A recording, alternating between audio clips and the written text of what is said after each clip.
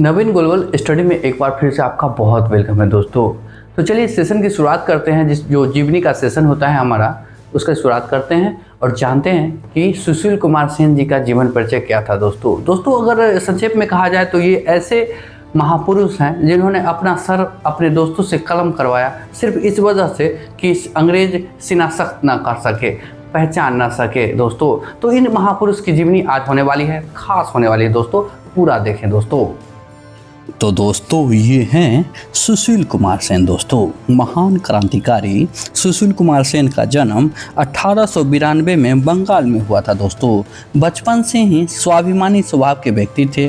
कोलकाता में रहते हुए यह किसी स्वाभिमानी युवक के लिए तब संभव नहीं था कि वह अंग्रेजों के विरुद्ध चलाए जा रहे आंदोलन से प्रभावित न हो। दोस्तों बंगाल में स्वतंत्रता संग्राम के सेनाविदों के जुलूस आए दिन ही निकला करते थे। वह दौर 1907 का दौर था जब कोलकाता में किंग्सफोर्ड मजिस्ट्रेट हुआ करता था। वह आज़ादी के दीवानों में कसाई के नाम से कुख्यात हो चुका था। वंदे मातरम के जयघोष से वह यूं खार खाता था जैसे कोई व्यक्ति किसी खास शब्द के उच्चारण से चिढ़ा करता है। दोस्तों लेकिन आज़ादी के दीवानों का जोश उस सनकी मजिस्ट्रेट के कोप से भला कहाँ कम होने वाला था। दोस्तों वे तो किंग्सफोर्ड को ही खत्म करने का मंसूबा बांध रहे थे, लेकिन कई प्रयासों के बाद भी किंग्सफोर्ड ने पिछले जन्म में कोई नेकी की थी उसे हर बार बचा लेती थी। दोस्तों लेकिन यह जानने के बाद भी उसने अमर्यादित व्यवहार के कारण ही क्रांतिकारी उसे मारना चाहते थे और वह सुधरना नहीं चाहता था। शायद उसे लगता था कि ब्रिटिश हुकूमत के रहते उसे कोई भय नहीं है। दोस्तों हिंदुस्तानी टेबल वाला किशोर। दोस्तों यह 26 अगस्त 1907 का वाक़या है। किंग्सफोर्ड की अदालत में क्रांतिकारियों की सुनवाई के लिए पेश किया जाना था। अदालत में तमाशाबीन भरे हुए थे। शोर शराबा काफ़ी ज़्यादा होने लगा तो किंग्सफोर्ड ने पुलिस को हुक्म दिया कि वह भीड़ को जबरन बाहर कर दे। न्यायाधीश का आदेश पाते ही पुलिस ने लोगों पर लाठियां बरसाना आरंभ कर दिया। लोग जान बचाने के लिए जहां तहां भागने लगे। इस प्रकार अदालत में अफरा तफरी मच गई। एक अंग्रेज सर्जेंट बहुत जोश से लाठियां लोगों पर बरसा रहा था और दूसरे सिपाही को जोर से लाठियां चलाने के लिए बोल रहा था। 15-16 वर्ष का किशोर सुशील कुमार सेन भी इस नज़ारे को देख रहा था। उसे तब ऐसा क्रोध आया कि उसने आगे बढ़कर अंग्रेज सर्जेंट का डंडा थाम लिया और फिर उस गोरे को बुरी तरह पीटना आरंभ कर दिया। उसे न जाने कहाँ से इतनी ताकत आ गई कि उसने दोगुनी ताकत वाले अंग्रेज सर्जेंट को मार मार कर बेदम कर दिया। जाहिर है कि यह सारा घटनाक्रम किंग्सफोर्ड के सामने ही हुआ था। इस कारण फिरंगी खून की कायरता पर उसे ज़्यादा ही तैस आया। दोस्तों उसने सर्जेंट से कहा कि उस किशोर की लिखित शिकायत तुरंत दर्ज की जाए। एक किशोर ने उसे पीट दिया। यह शिकायत करते हुए वह शर्मिंदा हो रहा था, फिर भी उसने शिकायत कर दी। किंग्सफोर्ड तत्काल सुशील कुमार सेन के विरुद्ध की गई शिकायत पर 10 बेत की सज़ा सुना दी। जाहिर है सुशील कुमार को अपनी सफाई में कुछ कहने का अवसर नहीं मिला। निडर रहे सुशील कुमार। दोस्तों ब्रिटिश काल में बेंत की सज़ा पाए कैदी के पीठ निर्वस्त्र करके फिर उसे टिकटिकी पर बांध करके बेंत मारी जाती थी। बेंत का प्रत्येक प्रहार किसी को भी तिलमिला देने के लिए पर्याप्त था। सुशील कुमार भी इस प्रकार बेंत लगाई गई, किंतु वह प्रत्येक प्रहार के पश्चात वंदे मातरम का जयघोष कर रहे थे। उस जयघोष से किंग्सफोर्ड और तिलमिला उठा और उसने सजा को बढ़ाकर 15 बेत कर दिया। लेकिन सुशील कुमार अविचलित भाव से 15 बेत के प्रहार सहे और वंदे मातरम का जयघोष भी जारी रखा। दोस्तों सुशील कुमार के साथ किए गए दुर्व्यवहार के कारण सुशील कुमार के कॉलेज में हड़ताल करके किंग्सफोर्ड की भर्त्सना की गई। साथ ही सुशील कुमार की बहादुरी का अभिनंदन करने के लिए उसे शौर्य पदक पहनाया गया।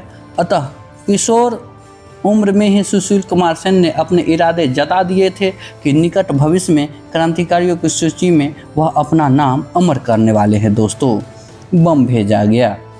दोस्तों क्रांतिकारी इस घटना से भिन्न आ गए थे कि एक किशोर उम्र भारतीय के साथ भी किंग्सफोर्ड ने बर्बरता व अमानवीय व्यवहार करके न्यायिक गरिमा को भी गिराने का काम किया है। इस कारण खार खाए क्रांतिकारियों ने एक मोटी किताब को खोखला करके उसमें बम लगाया और फिर उस बम को अर्दली के मार्फत किंग्सफोर्ड तक पहुंचा दिया। किंग्सफोर्ड तब किसी कार्य में व्यस्त था। इस कारण पुस्तक का शौक रखते हुए भी उसने पुस्तक को खोलकर नहीं देख सका। अर्दली ने वह पुस्तक अलमारी में रख दी। किंग्सफोर्ड को याद नहीं रहा। इस प्रकार भाग्य ने पुनः उसकी रक्षा कर दी। दोस्तों, सुशील कुमार सेन के प्रकरण में यही समझा जा सकता है कि शक्ति के मद में जो फिरंगी अंधे हो चुके थे और हिंदुस्तानियों को इंसान तक नहीं मानते थे, उनके कठोर आचरण से क्रांति का पथ तैयार हुआ था। दोस्तों, सुशील कुमार सेन उस वक्त क्रांतिकारी नहीं थे जब तक उन्होंने अंग्रेज सर्जेंट का बर्बर अत्याचार नहीं देखा था। उस अत्याचार के कारण ही वह हिंसक हुए थे। यदि किंग्सफोर्ड ने तब सर्जेंट का पक्ष लेने के बजाय न्याय का पक्ष लिया होता तो सुशील कुमार सेन क्रांति की राह पर नहीं जाते। यह एक सर्वमान्य सच्चाई है कि हिंसा जब सीमाएं लांघ जाए और अन्याय जब हद से गुजर जाए तब कोई सामान्य नागरिक हिंसा का मार्ग अपनाता है। यदि अंग्रेज कौम में सिरफिरे थे तो क्रांति के दीवाने तो उनसे ज़्यादा सिरफिरे थे। दोस्तों, क्रांति का पथ। इस प्रकार सुशील कुमार सेन ने बेंत लगाए जाने की घटना के बाद ही क्रांति का पथ अपने लिए तय कर लिया। सुशील कुमार सन 1908 में अरविंद घोष व वारिंद्र कुमार घोष की अनुशूलन समिति के सदस्य बन गए और जब अलीपुर बम कांड के संदर्भ में वे लोग पकड़े गए तब सुशील कुमार सेन भी गिरफ्तार हुए थे। उन्हें 7 वर्ष की सख्त कारावास से दंडित किया गया था, लेकिन अपील पर रिहा हो गए। यदि कोई साधारण शख्स होता तो इतने में सबक ले लेता और सरकार की शक्ति के सम्मुख घुटने टेक देता, किंतु वह सुशील कुमार सेन थे। उन्होंने 15 बेटों की सजा का दंश झेलकर देश सेवा का व्रत जो ले लिया था। उनके फौलादी इरादे 6 जेल से रिहा होकर उन्होंने पुनः अपना दल खड़ा किया और हथियार जुटाना आरंभ कर दिया।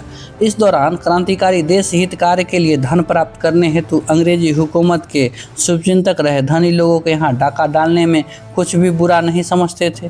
तदंतर उन्हें महसूस किया कि गैर सरकारी धनिकों के यहाँ डाके डालना इस कारण उचित नहीं है क्योंकि अंग्रेज उन्हें डाकू के रूप में प्रचारित करते थे और भोली प्रजा भी उस प्रचार को सच मान लेती थी। इस कारण प्रजा में क्रांति की जो अलख जगानी थी वह नहीं जाग रही थी। डाकू का ठप्पा लगने के कारण प्रजा ने कई बार क्रांतिकारियों को ही फिरंगी के हवाले करने में अपनी भूमिका निभाई थी, जबकि क्रांतिकारी के बारे में जनता हमेशा उनका समर्थन करती थी। इस कारण बाद में सरकारी लोगों व संस्थाओं को ही क्रांतिकारियों ने अपना निशाना बनाना प्रारंभ कर दिया। पुलिस चौकी पर हमला। सुशील कुमार सेन और उसके दल ने सन 1915 में 28 अप्रैल को नदिया जिले के परागपुर की पुलिस चौकी पर हमला बोला और वहां शस्त्र लूटकर नावों में बैठकर फरार हो गए। पुलिस ने उनका पीछा किया और सर्वत्र खबर फैला दी कि कुछ डकैत डाका डालकर भाग गए हैं। डकैतों के खिलाफ पुलिस की मदद करनी चाहिए, यह सोचकर अनेक व्यक्ति पुलिस की मदद के लिए जुट गए। 2 नावों में सुशील कुमार सेन व उसके साथी खलीलपुर गांव पहुंचे। वहां गांव के बाहर एक वीरान गौशाला में जाकर भोजन बनाने में जुट गए। एक ग्रामीण व्यक्ति का ध्यान उनकी तरफ गया तो उसने वहां जाकर उनसे बातचीत की, चर्चा करके चले गए। गांव में उन्हें प्रचारित डाकू की तलाश करती हुई पुलिस मिली। ग्रामीण ने वीरान गौशाला में भोजन बनाकर लोगों को जानकारी दे दी और वह खुद पुलिस को लेकर वहां पहुंच गया। असीम बलिदानी। दोस्तों, पुलिस जब वहां पहुंची तो जाहिर है दोनों तरफ से गोलियां चलनी थी। दोनों के मध्य संघर्ष हुआ। गोलियां चलाते हुए फरार होने का प्रयत्न करते हुए सुशील कुमार के पेट में गोली लग गई। वह घायल होकर वहीं गिर पड़े। क्रांतिकारियों ने किसी प्रकार उन्हें एक नाव में डाला और शीघ्रता से नाव खींचने लगे, किंतु सुशील कुमार होश में थे। वह अपने साथी को कहने लगे, गोली का घाव काफ़ी गहरा है, मैं बचूंगा नहीं। यदि तुम लोगों ने मुझे उठाकर दौड़ने का प्रयास किया तो तुम लोग भी गिरफ्तार हो सकते हो, क्योंकि तुम्हारी रफ्तार सुस्त पड़ जाएगी और सभी पकड़े जाएंगे। अतः मेरी बात मानो, मुझे छोड़ो और शेष सब भागने का प्रयास करो। इसके लिए साथी तैयार नहीं हुए। वे बोले, जो भी होगा साथ ही भुगतेंगे। तभी सुशील कुमार सेन ने एक और प्रस्ताव रखा। बोले, मुझे यहाँ छोड़ जाने से भी बात नहीं बनेगी। मेरी सीना सख्त हो गई तो देर सवेर तुम सब भी धर लिए जाओगे।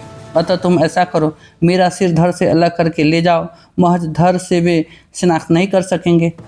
अपने ही साथी की घायल अवस्था में उसका सिर काटा जाए, यह विचार ही थरा देने वाला था। इस कारण सभी ने इस नृशंसा कार्य के लिए मना कर दिया। तब सुशील कुमार सेन ने दृढ़ स्वर में कहा, मूर्खता मत करो, तुम मुझे नहीं ले जा सकते। ले जाने का प्रयास भी सभी धर लिए जाएंगे। मुझे जिंदा छोड़ गए तो पुलिस वाले मेरी क्या स्थिति करेंगे। उस दुर्दशा से भी बचना है। मैं जैसा कहता हूँ वैसा करो। इस वक्त सच्चा धर्म यही है। और बड़े बेमन से उसके साथियों ने उस क्रूर धर्म का पालन किया, उनके सिर काटा और उसे पत्थर में बांधकर नदी में डुबो दिया। नाव में पुलिस को महज धर ही मिला, जिसकी कोई शिनाख्त नहीं हो सकी। इस प्रकार सुशील कुमार सेन अपने जीवित रहते हुए अपना शीश मातृभूमि पर न्यौछावर कर दिया। लेकिन महान देश उस त्याग के जज्बे को स्वाधीनता की प्राप्ति कर चुका है और सलाम करता है दोस्तों।